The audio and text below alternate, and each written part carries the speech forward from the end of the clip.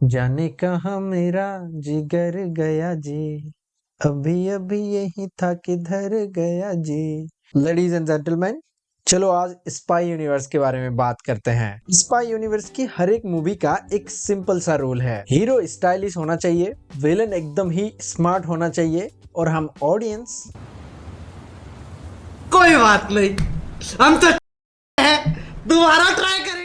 देखो, मैं कोई एक्सपर्ट नहीं हूँ जो फिल्म मेकिंग में पीएचडी करके बैठा है, लेकिन मैं इतना जानता हूँ कि एक अच्छी मूवी और एक बुरी मूवी में क्या फर्क होता है। तो आज मैं अपने 26 साल के तजुर्बे से आदित्य चोपड़ा को बताना चाहता हूँ कि आपको यशराज फिल्म की कुर्सी मुझे दे देनी चाहिए। यशराज फिल्म्स इंडिया का सबसे बड़ा प्रोडक्शन हाउस है और इस यूनिवर्स में एकदम ही बड़े बड़े सुपरस्टार्स है। शाहरुख खान, सलमान खान, ऋतिक रोशन। इनके पास बजट भी है, टेक्नोलॉजी भी है, लेकिन फिर भी हर मूवी के साथ ये हकते ही जा रहे हैं, जिसका number 1 reason is there is no vision.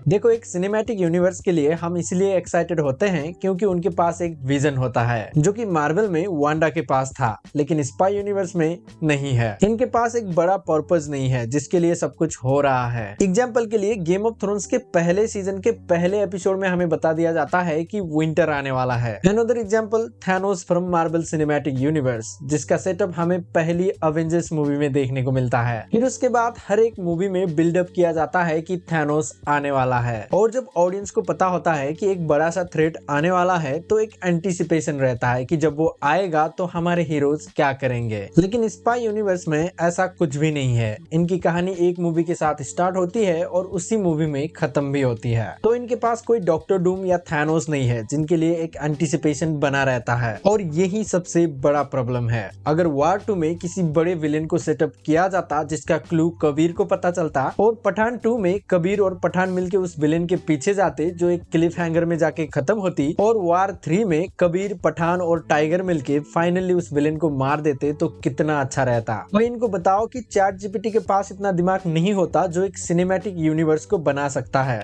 Reason number 2, repetitive story line. Spy universe की मूवीज का सबसे बड़ा क्रिटिसिज्म यही रहता है कि इनकी सारी मूवीज एक जैसे ही फील होते हैं। या तो पाकिस्तान से लड़ेंगे या फिर इंडिया का ही कोई एजेंट होगा जो रॉक जा चुका है। पूरी मूवी में रॉक को उस एजेंट के पीछे लगाते हैं और आखिर में पता चलता है कि जो एजेंट रॉक जा चुका था वो रॉक के ही किसी सीक्रेट मिशन पे काम कर रहा था। वाह, क्या ट्विस्ट है, ये तो हमने सोचा ही नहीं।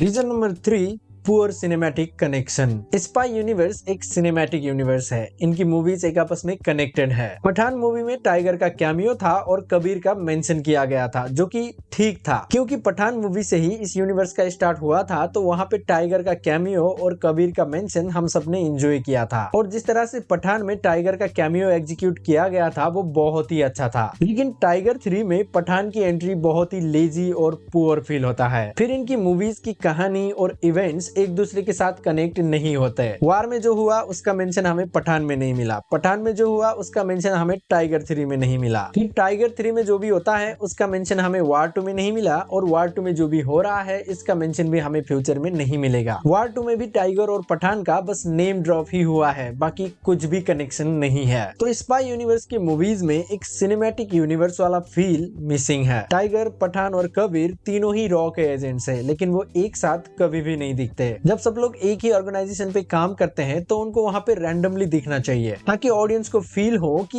ये भी इसी यूनिवर्स के कैरेक्टर्स हैं। वार 2 में जब कबीर लूथरा को मार देता है तब वहाँ पे मुझे लगा था कि यहाँ पे लूथरा के फ्यूनरल में पठान जरूर आएगा। इमेजिन करो अगर कर्नल लूथरा के फ्यूनरल में पठान आ जाता और वहाँ पे उसको पता चलता कि लूथरा को कबीर ने मारा है, और पठान कबीर के पीछे लग जाता और वहीं से हमें कबीर वर्सेस पठान का मूवी सेटअप किया जाता, तो कितना हाइप बनता। फिर वो पार्किंग वाले सीन में जहाँ पे ऋतिक रोशन और कियारा आडवाणी फंस जाते हैं, वहाँ पे टाइगर या पठान का कैमियो बहुत ही अच्छा रहता। But again, chat GPT script. कोई आदित्य चोपड़ा को बताओ कि मुझे हायर करें, मैं एक अच्छी स्क्रिप्ट लिख के दूंगा और ज्यादा चार्ज भी नहीं करूंगा। अब आते हैं रीजन नंबर 4 पे, जो कि है spectacled over substance. Spy universe से आप किसी भी मूवी को ले लो, उसमें एक बात सिमिलर रहता है and that is over the top action. इनका हमेशा यही मानना है कि वीएफएक्स अच्छा हो या ना हो, लेकिन एक्शन तो हॉलीवुड लेवल का ही करना है, और उसी एक्शन को दिखाने के चक्कर में ये मूवी में इमोशन और स्टोरी को डालना भूल जाते हैं। वार 2 में ऋतिक रोशन और जूनियर एनटीआर के बीच में एक इमोशनल कनेक्शन बनाने की कोशिश की गई है, लेकिन वो आधा अधूरा ही काम करता है। ओवर द टॉप एक्शन दिखाने से अच्छा ग्राउंडेड और रियलिस्टिक एक्शन को दिखा के कैरेक्टर डेवलपमेंट में फोकस करना चाहिए, तब जाके इमोशन और एक्शन का जो इम्पैक्ट है वो और भी ज्यादा फील होता है।